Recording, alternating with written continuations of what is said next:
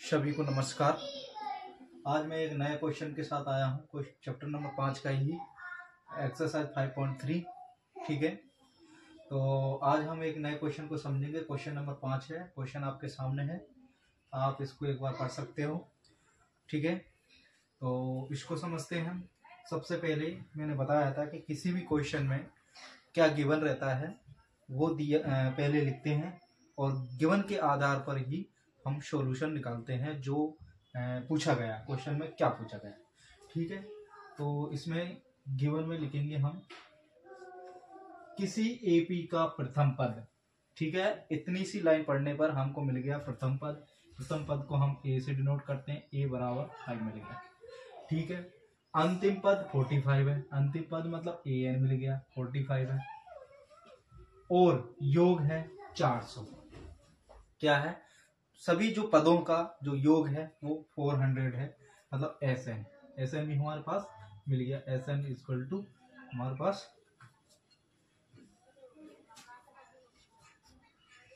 यहाँ पर A N लिख लेते हैं। ए एन बराबर 45 और एस एन बराबर हो गया हमारे पास 400। क्लियर, इतना गिवन है हमारे पास। अब इसी के आधार पर हम इस क्वेश्चन को सोल्व करेंगे। पूछा क्या गया है, पदों की संख्या और सारवंता, मतलब पदों की संख्या मतलब एन पूछा गया और डी पूछा गया। क्लियर, दो चीजें हमारे पास पूछी गई हैं, तो दोनों को निकालते हैं।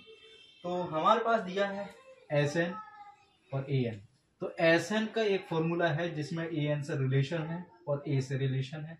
तो इस फॉर्मूले के आधार पर हम क्या निकाल लेंगे, एन निकाल लेंगे। तो एस एन का फॉर्मूला लगाते हैं। S N equal to N by 2 bracket में ए प्लस में ए एन, ये होता है, सबको पता है ये फॉर्मूला होता है। ठीक है, बस हम कुछ नहीं करना, इस फॉर्मूले के आधार पर ये सारी जो वैल्यू दी है उस वैल्यू को इसमें पुट अप कर देंगे। ठीक है, तो एस एन कितना है, 400 है। एन हमको निकाल लेंगे। ठीक है, और यहाँ से हम ए कितना है 5 है और ए एन कितना है 45 है। क्लियर, तो ये हो गया।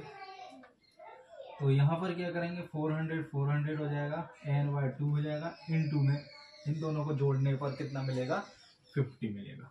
क्लियर, 50 मिला।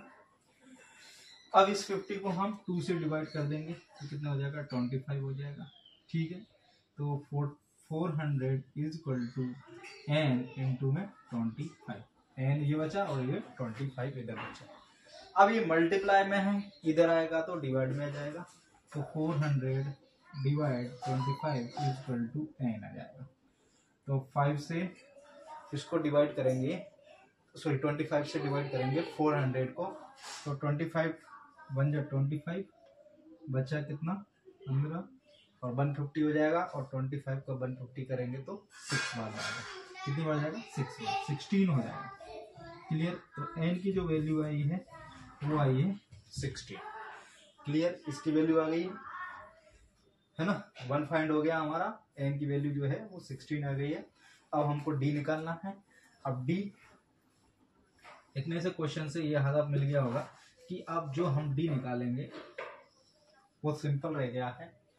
तो डी किसके आधार पर निकाल सकते हैं, इस फॉर्मूले के आधार पर निकाल सकते हैं डी।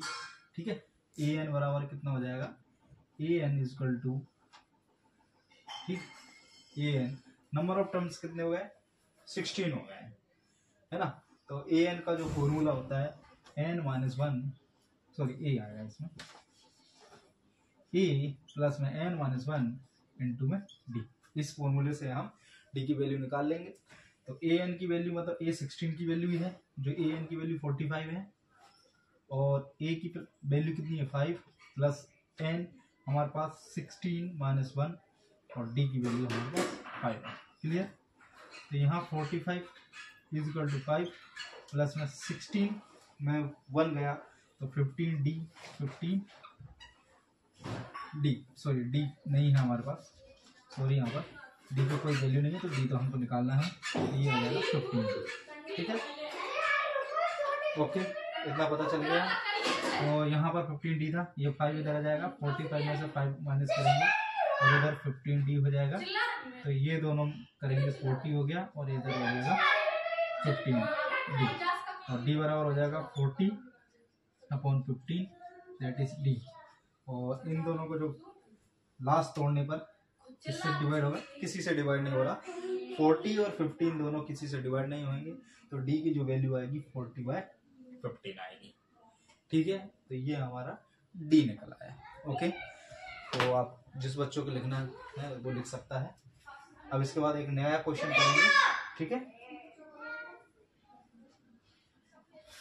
यहाँ 45, यहाँ ए, 15 आ गया, ये 5 इधर गया तो 40 हो गया, 45 में से 5 माइनस होगा। ठीक है, तो 40 आ गया, 40 50 सही है। ठीक, एक और अब ये क्वेश्चन हो गया, नया क्वेश्चन ले लेते हैं, इसी का नया क्वेश्चन ले लेते हैं।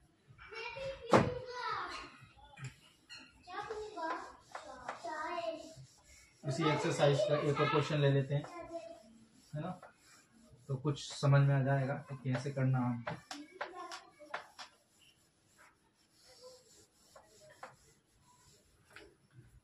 क्वेश्चन नंबर है 13, यहाँ पर है 30।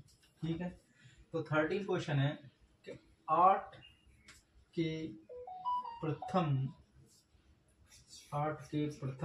15 गुणजों का योग ज्ञात करना है। क्या करना, योग ज्ञात कीजिए।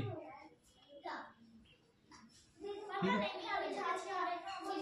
8 के प्रथम 15 गुणजों का योग ज्ञात करना। ठीक है ना, ये क्वेश्चन है।